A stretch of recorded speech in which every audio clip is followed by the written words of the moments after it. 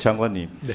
저는 우리 행안위가 해야 될 여러 가지 역할 중 하나가 우리나라 국가나 공공 부분에 아직까지 잔존해 있는 여러 가지 불합리한 법, 제도, 관행 이것을 개선해서 공공 분야의 경쟁력을 올리는 거라 이렇게 생각을 하거든요.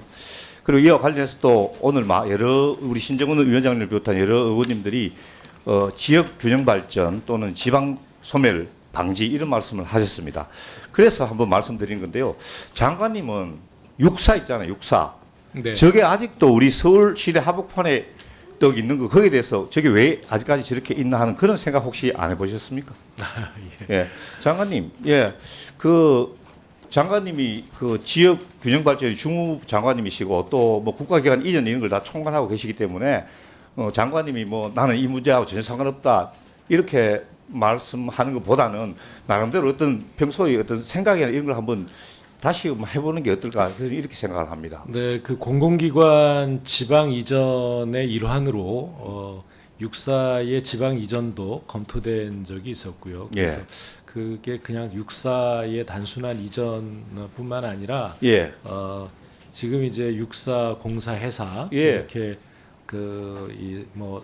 3개 사관학교 체제로 되어 있는 이것의 이제 체계적인 개편 이런 것도 함께 논의가 되어 왔습니다. 네, 지금 그래서 경찰대학은 저기 용인에 있다가 천안 아산으로 내려가고 다른 네, 비슷한 학교들이 다 이전됐고 또 저기 이제 사실은 경제적인 목적으로 지금 안 그래도 수도권에 양질의 주택 공급이 절실한데 저기에 대해서 이제 서민이나 또는 청년을 위한 이제 양질의 좋은 위치에 주택을 할 수 있다 이런 장점도 있기 때문에 네네. 전임 대통령들이나 지금 이재명 대통령도 저번 선거에서는 이제 지역 공약을 하셨거든요. 네. 그리고 제가 보기에는 다음 PPT요.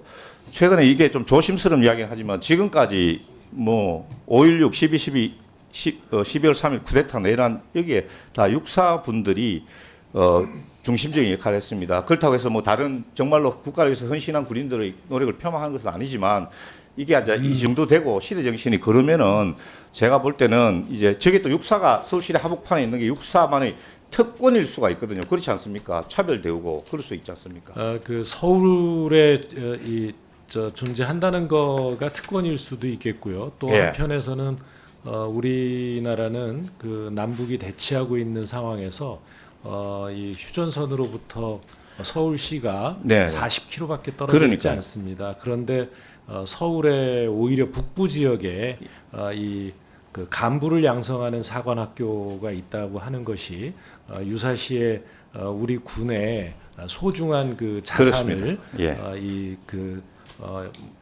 이게 손실을 입힐 수 있는 그런 우려도 있고 여러 가지 전략적으로도 판단할 문제라고 생각합니다. 예, 장관님 나중에 기회가 있으면은 지금처럼 그런 장관님 의견을 한번 내외에 좀 피력해 주셨으면 좋겠습니다. 예.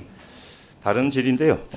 장관님 오늘 업무보고에 보니까 이제 그 장생 탄광하고 우키시마 호 문제가 네네. 이제 나왔습니다. 사실은 제가 이제 시민단체 여러분들한테 이 질의를 꼭 장관님한테 해달라고 여러 차례 말씀도 듣고 했는데 저는 이제 우리 행안부에서 이제 과거사 문제 이런 문제에 대해서 신경을 쓴다 이런 식으로 생각하기 때문에 굉장히 반가운데요.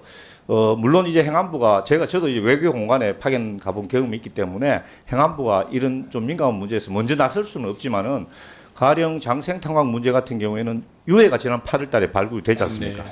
그거는 전부 제가 보기에는 이제까지 오로지 이제 한일 양국의 그 시민단체의 노력이었다 이렇게 볼 수 있는데 그렇습니다. 이제는 조금 제가 그때 이제 따라가가지고 5차 행사 때 따라가가지고 이제는 국가와 정치에서 좀 역할을 해야 되겠다 하는 그런 말씀을 드렸는데 이제는 좀 국가에서 좀 나서가지고 가령 소정의 경비를 지원해 준다거나 하는 식으로 어떤 식으로든지 간에 국가가 좀 역할을 해야 된다고 생각하는데요.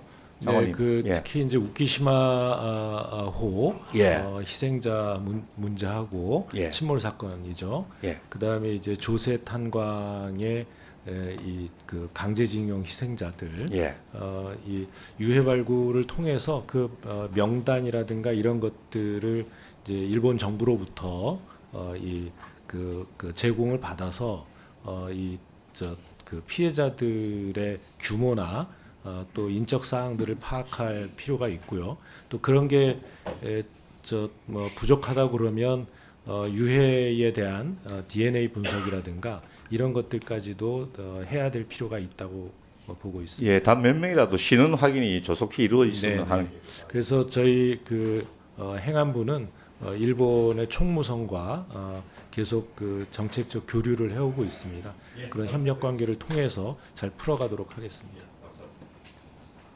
네.